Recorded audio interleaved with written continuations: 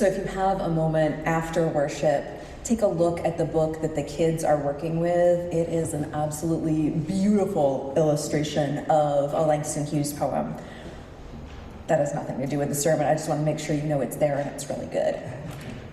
So one of the reasons that I think Google is an absolute gift is that it can give us a sense of scale, right? It helps us understand how culturally important something is, right? So if you type something in and you manage to get like 0 results or 10, you know that it's not a thing people are giving a lot of attention.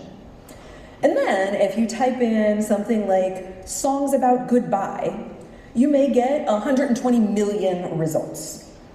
You will get YouTube links for everything from NSYNC to Sarah McLachlan to Elton John to Peter, Paul, and Mary, right? And so when you have 120 million results, you go, oh, this is a thing that matters to us, right? We sing about the things that are important, the things that are big, right? We process stuff through song. And so this near incomprehensible number of songs about goodbye says it's important. We know that we have to do it. We often dislike it. And if we pay attention, the stories of Jesus can show us why it's important to do it intentionally and how to do it well. Right, so last week we have this hard to relate to story about Jesus teaching in a synagogue on the Sabbath. He takes a minute to cast out a demon and then he goes back to teaching, and that's a demonstration of his authority, right? And because we're hanging out in the Gospel of Mark, we jump to the next scene. Jesus and his disciples leave the synagogue. They go home with Simon and Andrew. Simon's mother-in-law is in bed and sick, and the folks at home tell Jesus about her, and he heals her, and the fever leaves her, and then because patriarchy is exhausting, she serves them. Right? One of the things I would very much like from this Rummage sale that we're in the middle of is to get rid of the idea that women belong in servitude. And I am so over that, right? And I name this because it's a story about goodbyes. I'm just adding which goodbye I would like to see, even though Mark goes in a different direction, right? It's 4 short paragraphs. And in those 4 short paragraphs, we have at least 10 different moments of leaving or limits or goodbye, right? We say goodbye to the synagogue, goodbye to the fever, goodbye to laying in bed, goodbye to the sickness and demons. The demons are not allowed to speak. Jesus leaves the house. Simon and company leave the house. Jesus says goodbye to solitude and prayer. Together they say goodbye to the town, and then we get this series of goodbyes that are just kind of hinted at as they travel throughout Galilee, teaching and throwing out demons. This is a story full of getting rid of things. It's full of limits, it's full of goodbye, and that's not the focus of the story, it's just the story, it's how it flows. And since it's part of the story, it's just woven, right? Mark is telling us, like, this just happens. This is just part of life. With any transition, with every transition, there's always leaving something in order to move to something else. So just before we start the story, right, we have the authority, we have the impressing people, the demon, and then they leave the synagogue, right? They go on purpose. I imagine it could have been easy to stay there, right? There had to have been at least a couple people who were like, how'd you do that? Whoa, can you do it again, right? There's that sort of like soaking up all the good vibes and admiration. People who are like, no, tell me more, right? You're smart and impressive and powerful. And they leave anyway. They go to the next place and they go there on purpose, right? And we don't know the purpose.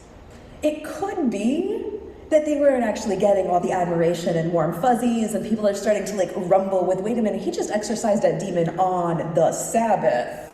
Hold up here, and they knew they needed to get out of there. It could be that they were hungry, and Simon's like, hey, my mother-in-law is an amazing cook, let's go see what's there. It could be a number of things. We don't know exactly what it is, but we know that they leave the synagogue on purpose. They go to the next place on purpose. They skip ahead a little, we get to sunset, right? This means that the Sabbath is ending, so people are leaving their homes, they've had their closing rituals and prayers, and the whole town winds up gathered at the door. People have come on purpose. They want to leave behind their illnesses, they want to leave behind their demons, and so they have left their homes. They've braved the dark. to go out in hopes of being healed. Right? So Jesus does this ton of work. He heals them, he casts out their demons, eventually all this winds down.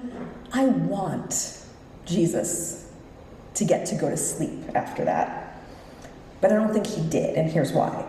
I think he's up most of the night healing and casting out demons, and at the end of it, he flops over, looks around. He realizes he's not going to get any sleep.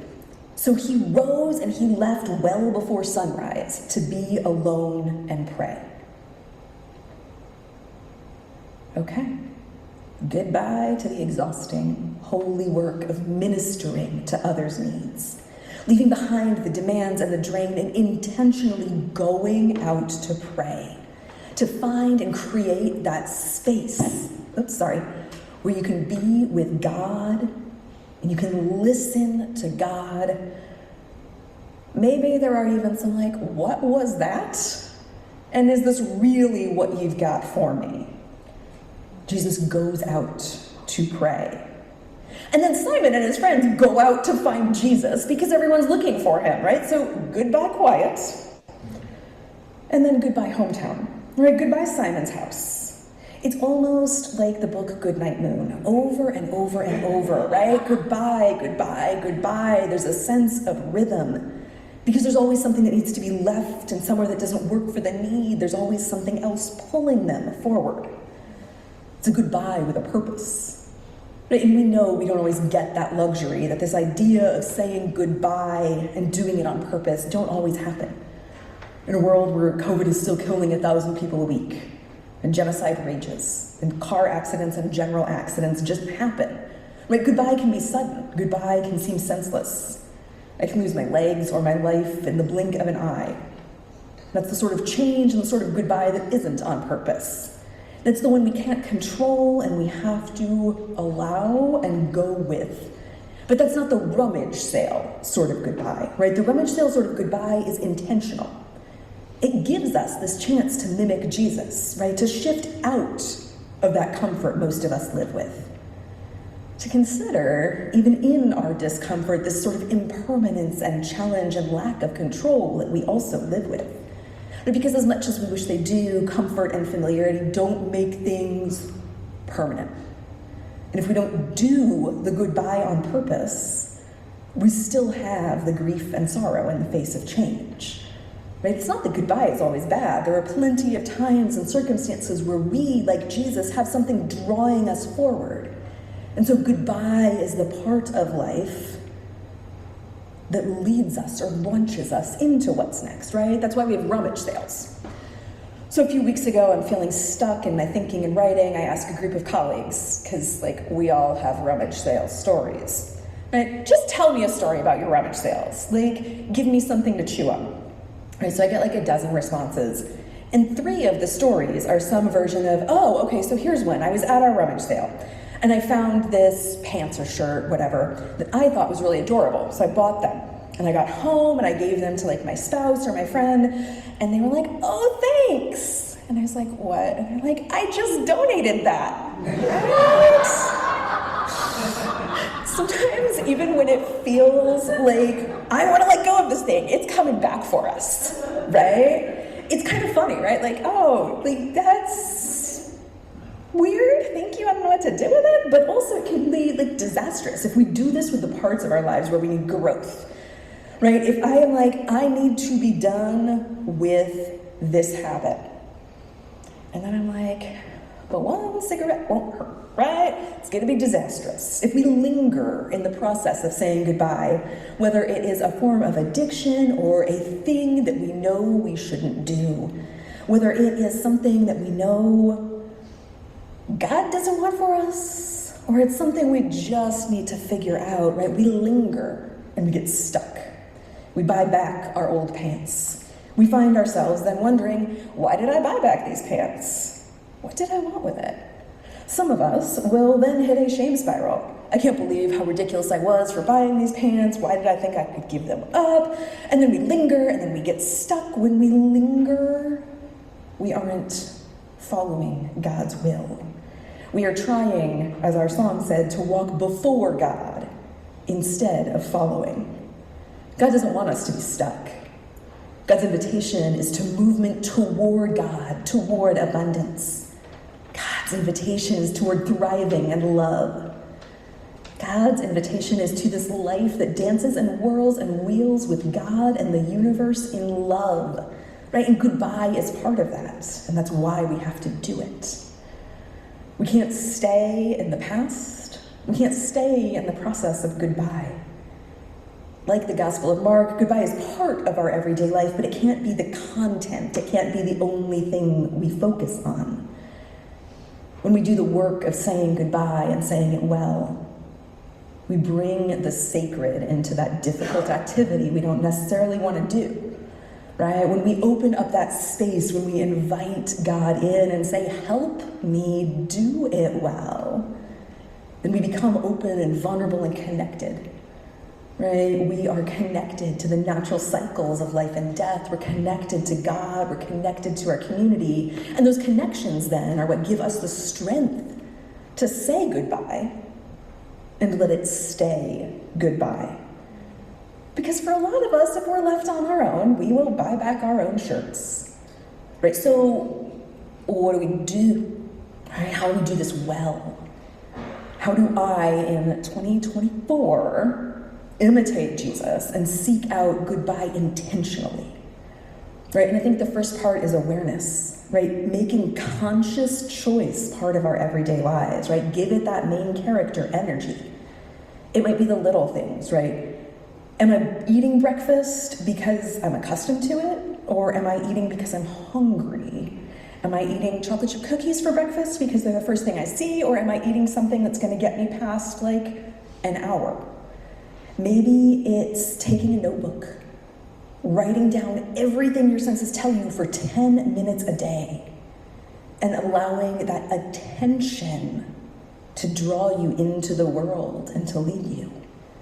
Maybe it's really taking stock of your life, choosing what you need, having your own rummage sale, choosing intentionally what you're going to say goodbye to. But being intentional is why, right? And the second part that I think is important for us, right? How do we do this differently? We create ritual, right? When we say goodbye, it's important to mark it. When Jesus leaves the synagogue, he doesn't necessarily do a whole song and dance. But he does, as he's leading his disciples out of one place and into another, remind them, we're going to leave here, we're going to go there, and we're going to do it because that's what we came to do. We do this sometimes, right? We have retirement parties, we have graduations, we have funerals. We take an official picture when you buy your first house. But we can also ritualize our other goodbyes. It might be that you light a candle and take time to honor your ancestors' memories before you start cleaning out that box of pictures where nothing is labeled and you have no idea who anybody is. It might be borrowing from Marie Kondo and thanking the things that no longer serve you and then sending them out into the world. It might be observing the anniversary of a death in a meaningful way, something that allows you to sit, to remember. It might be liturgy, intentionally leaning on the words of our ancestors in faith to bring closure or a sense of what's next to where we are, right? Whatever it is, we can create these rituals. We have this whole book of worship, but then we have everything around us. We participate in these rituals, whether they are from our traditions or from our hearts. Because when we can mark the big things well, we can start learning to mark the little things well. Jesus' intention and purpose in saying goodbye show us how to do that daily life well. Even in those times when daily life is an absolute roller coaster. When we are saying goodbye, whether it is a big or little, an easy or hard goodbye, it has to be on purpose. Even when it's hard, and I think especially when it's hard. God is with us in that work. God is with us in the goodbye. And God is with us, inviting us into what is yet to come. Thanks be to God. Amen. Amen.